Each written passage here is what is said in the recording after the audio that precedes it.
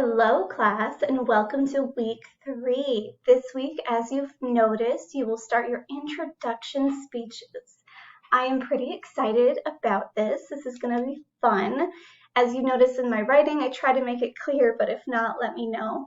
Your speech you'll submit it in the discussion for the week. So your discussion will count a little bit more. So instead of the 20 points, it'll be 100 points this week.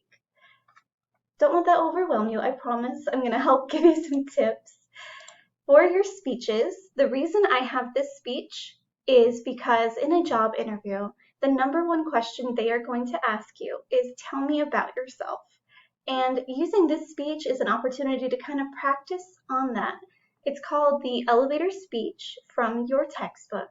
That's because an elevator speech, imagine you have 1 minute in an elevator with like your favorite celebrity or potential boss, and you really want to wow them with a story about yourself. Use your speech as a way to do that, to use that time to really get everyone's attention. For this speech, there's a few requirements, but not too many. The first one is it needs to reach at least 90 seconds. Now that sounds easy. Usually most students tell me, oh, that's nothing. But once you start your speech, it really can be difficult to reach that 90 seconds. In my face-to-face classes, it was usually about 15 seconds for their speeches. As long as you do better than that, I would call that success. It's important not to reach over 2 minutes. I mean, if you do, it's not a big deal, as you'll see in a moment for the rubric, but try to keep within those time constraints. That kind of helps show your preparation and your audience consideration. Now, the speech does need to be about yourself. You can't talk about a friend or something. I do want to get to know you, and we want to get to know each other. And for that, you'll need to share, of course, your name, any nicknames you have. The other things here listed on the slide are optional, but they help fill that 90 seconds. You can place yourself, tell me where you're from. Is that from Fort Scott? Where are you from? Further away. Tell me a little bit about that town if you wish.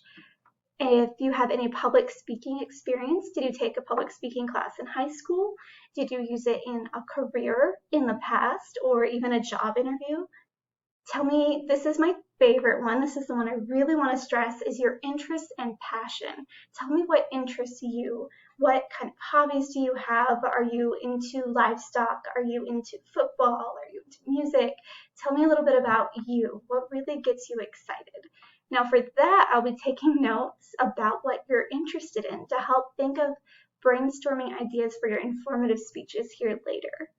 And then the last one is optional, of course, but it's something to start thinking about, is unity.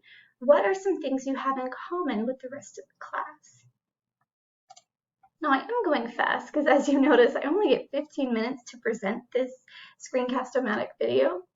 But for your speech, the goal, of course, is to reach that 90 seconds, which for you recording your speeches, you make it a little bit easier because you can have a timer maybe, but it can be challenging because you're looking at a webcam. You're not able to see your audience. Try to picture that we're there with you. In your syllabus, it said you had to have people with you, but with COVID, I mean, it might not be possible. It can be just you on the webcam. That is perfectly fine. The goal of the speech is to present in front of a group, but really it's present in front of your webcam audience. And this is a way to help get to know each other and really practice that public speaking skill. Now here I'm about to show you the rubric. This can be a little overwhelming at first. I promise I'm kind. Now this rubric, I mean, you'll see a lot here. You'll see enthusiasm. There's quite a few characters here, but the only place that I really focus on for this speech is your elocution. That's 15 points. I basically want to make sure that you're loud enough in your videos that I can hear you. That's important, that way you're not mumbling and talking really soft. It's really important to be bold and confident. That can help you really look confident for your speeches, of course. And then, of course, this one right here, we won't really do the introduction, but right here, the stayed within time constraints, which I'm sorry, that's in the way. And that is 15 points as well. I'm only looking at those two categories, so as long as you're presenting a speech, if you miss a few of those, it's okay. You're going to do great. That's just about 30 points there that I'm really analyzing this week. So even if you didn't do all that, that would be a 70. You'd still do pretty well in the class. Those are just a few of the requirements for your speech. Again, if you do have questions, let me know, and I would be happy to help you. Now, this was a quick little video, and I will do another video about audience analysis here later to help you kind of get some more feedback on what we are learning from our textbook.